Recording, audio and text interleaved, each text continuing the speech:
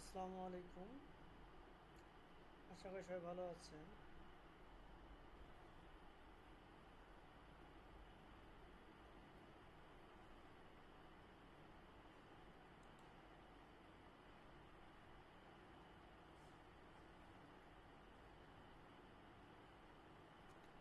আপনারা হয়তো অনেক স্ট্রাকচার ড্রয়িং দেখেছেন যেখানে একটা জেনারেল নোট থাকে এবং সেই জেনারেল নোটের মধ্যে কিছু তথ্য দেয়া থাকে যেগুলো আমরা সাইটে কাজ করতে গেলে অনেক সময় অনেকে এটা পড়ে আবার অনেকে পড়ে না। বাট এখানে যে লেখাগুলো থাকে সবাইকে অবশ্যই একবার পড়া উচিত, কেননা এখানে একটা স্ট্রাকচারের ডিজাইন, এখানে যে প্রজেক্টটা করতেছি আমরা সেখানে অনেকগুলো তথ্য দেওয়া থাকে। সেই তথ্যগুলো কিছু তথ্য টিপিক্যাল যেগুলো মেনটেন করতে হয়। রিভারের জয়েন্ট, কলাম এবং বিমের যেখানে জয়েন্ট আছে সেগুলো ল্যাব জয়েন্ট কীরকম হবে, এখানে হুকগুলো কীরকম হবে, সেগুলো সব বিস্তারিত একটা টিপিক্যাল দেওয়া থাকে। তো আমরা আজকে এক নজরে সেগুলো দেখব, দেখার পর আমরা সেগুলো একটু আলোচনা করব এবং শেষে আমি একটা স্যাম্পল কলামে যে ক্যালকুলেশন করেছি এটা আপনাদেরকে দেখাবো যে একটা কলামে যে আমরা ডিজাইন করতেছি, আমি যদি এই 4টা কলাম দিয়ে একটা স্ল্যাব এঁকেছি সেটা ডিজাইন করছি, সেটা আমি দেখাবো এখানে কী পরিমাণ রড লাগতেছে এবং কলামটা আসলে সেফ কি না, এটা হ্যান্ড ক্যালকুলেশনটা আমি আপনাদেরকে বুঝিয়ে দেব। এখানে যে স্ল্যাবটা আছে সেটা 4 মিটার বাই 4 মিটার, চারদিকে 4টা কলামের সাথে এবং চারদিকে একটা বিম দিয়ে বেষ্টিত আছে।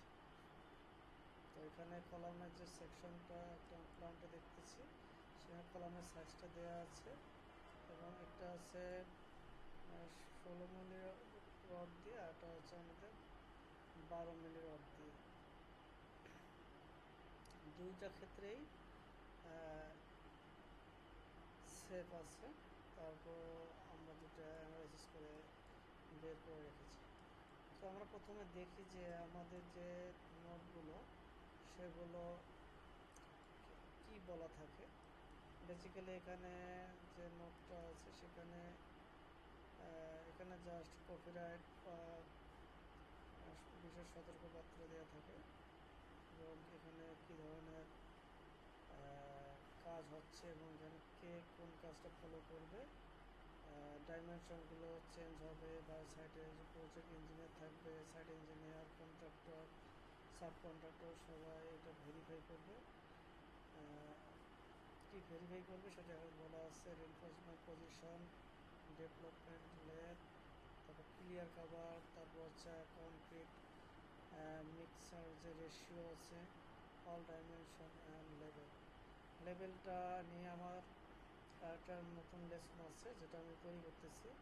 কনস্ট্রাকশনের ক্ষেত্রে লেসনটা খুবই গুরুত্বপূর্ণ।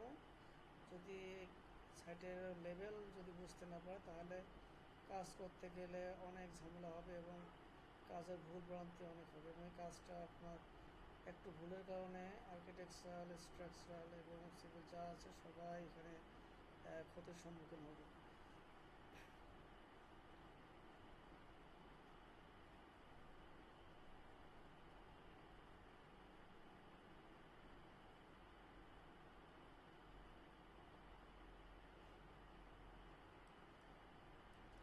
তো আমরা একটু পরের পেজটাতে যাই। পরের পেজটাতে অনেকগুলো ইনফরমেশন দেওয়া আছে যেগুলো বলা আছে স্টেশন ডিজাইন কনসিডারেশন।